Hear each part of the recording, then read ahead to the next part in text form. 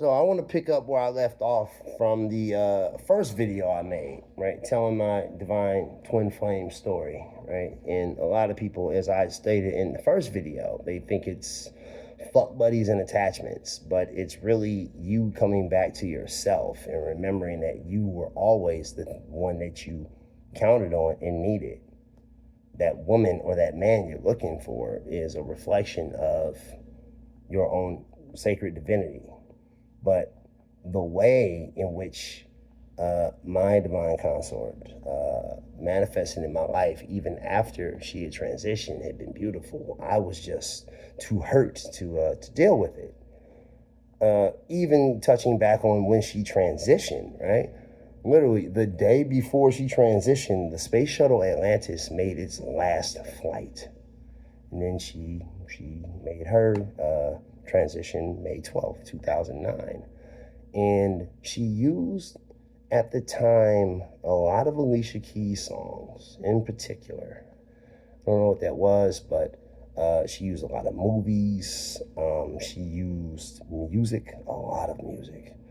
One movie in particular, The Fountain, from 2006, Hugh Jackman and Rachel Weisz. And it went from just being a love story across time to me seeing my own divinity and eternity and the connection that we always have, because you, the twin flame, is a representation of you. I saw her higher self too. And the way that I saw the both of us was amazing. She looked almost porcelain in her appearance, golden regalia, beautiful. And this is where, some may say, oh, this is kind of, but I'm going to tell you, right? So almost as if she gave birth to me in a sense. And when I saw my higher self, he looked as if he was a celestial man, right? And constellations in his skin looked like tattoos. Black as space. And there was literally a star in my left eye.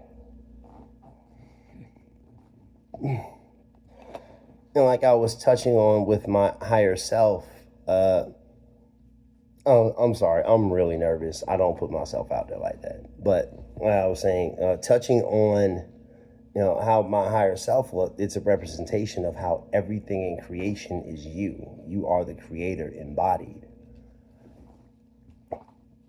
But how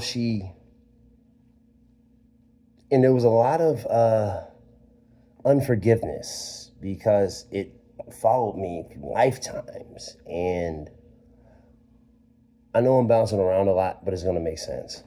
So after I had touched on, like in the other video, with the fall of Atlantis, and after she slipped out of my hand, I lived literally in rage and hate for like well over a year. And I wanted to essentially kill God. But after realizing, because I was a magician and a healer and a lot of different things during the time of Atlantis. And there are, from what I've gathered and have been told, there's several different timelines. The one I remember was there were ships shooting outside of my house, and that's why my house blew up.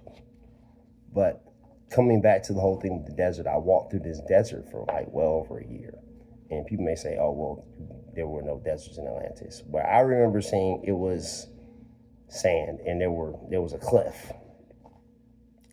And I conjured a being, a very malicious being. But it was a representation of the state of consciousness I was in. And Atlantis represents the fall of human consciousness. As I was saying, it represents the fall of human consciousness, and how my consort at the time slipped out of my hand. That was the splitting of masculine and feminine not being in harmony with each other. Suppression of the feminine principle. which has happened throughout time, and that's why a lot of women have been written out of the Bible. But that's another story. I conjured this being, and I wanted it to help me to get revenge on the quote-unquote gods who brought down Atlantis. But then it took over me, and I remember slitting my throat and literally falling from like a 200, 300-foot cliff. And this being followed me for lifetimes, thousands of them. And it was nothing but war and war and war. All the way to this life. And so many implanted beliefs that weren't even mine. I don't even want to touch on them because I don't want the vibration of them in my body. But that's another thing that I spoke on as well when I was doing the first video. Negative beings, the way they function, especially, they'll try and they will hijack your feminine and use your feminine to give birth to their own artificial bullshit. Things about you that don't make any sense and that are not your organic code.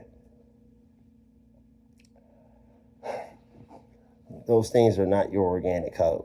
So you think that the light is outside of you. The light has always been within you. It's just been buried and suppressed under lies and deceit. It's no different than sedimentary rock. If you ever look at things from geological time scales, you'll see the rock on top, and then as you go deeper, you get closer and closer to what was the beginning of life. I hope that as I do more of these videos going forward, someone gets something out of this. I haven't really even detailed everything. I'm getting new to, making videos and stuff like that. So bear with me. Whoever finds this through time, I love you. And I hope this helps you. Ashe.